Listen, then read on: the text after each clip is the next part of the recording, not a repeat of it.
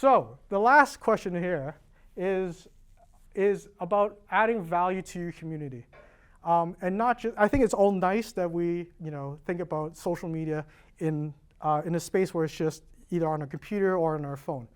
But I think it's more powerful when you're actually acting about your values and proving to people that this is what you care about. Because values is just a word until you actually do something about it. So what are you doing about it as a brand? What are you doing about it as a personal brand? And I think about, when I think about this space, I think about guys like Red Bull who do a great job in sponsoring a lot of events to make sure that they are seen to care about the space a lot. They sponsor a lot of extreme sports, and when you see that Red Bull logo, it brings you to that space. So you think about what actions you're going to take and what you're going to give back to your community, right? And what are you going to do about it? It doesn't have to be an event, but it has to be something that's added beyond just a post on social media. It could be an Instagram Live, a Q&A. It could be an event like this. I kind of am doing it now, I guess.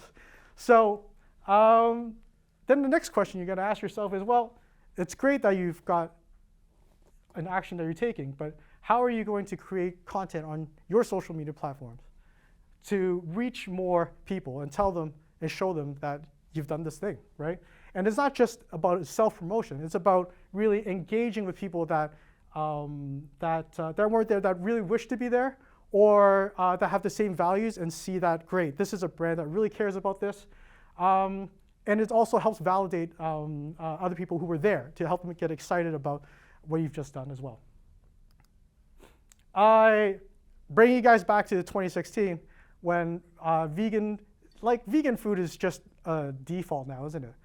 But back in 2016, it wasn't the case. And I think that's where Pret saw an opportunity to do something for the veggie and vegan community and create something that really showed that they were aligned with those values, right? This was the very first veggie Pret, and they've gutted out a Pret that was in middle of London, a very popular one, just to turn it into the first veggie Pret. And it was a big deal because I remember seeing in the comments on social media, because people that cared about this, they feel validated. They've waited so long for this, and finally a brand has done something. And the amount of goodwill that it's created and the understanding of what the values of Pret are just by showing up was huge. And we also created content to reach out to people, to show them bring them into the action, show them what the excitement was about, what the food was about. And so other people can either get excited over it, plan a trip for it, or just tag other friends just to see so they can see what this excitement was all about.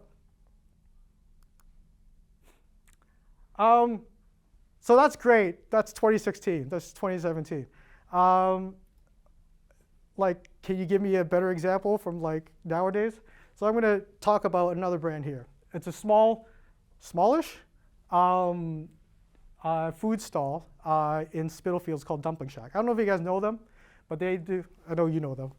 But they have these amazing dumplings. They're more buns. They're steamed, and then they pan fry in the bottom. It's super crunchy. It's delicious. And they have soup in the middle. It's incredible.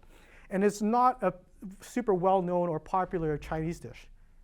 And as a product, as a business, they add value there, that they created a delicious and unique product that you can enjoy. But more importantly, they really understand and appreciate the culture that they're from and the recipe, and they respect the recipes that they have. And they show that as a publisher, right? They create a lot of content that's not just the dumplings themselves, because you can keep showing the dumplings, it looks great, but you can only show it that many times. But they talk about their family lives. They talk about being Asians in the London space.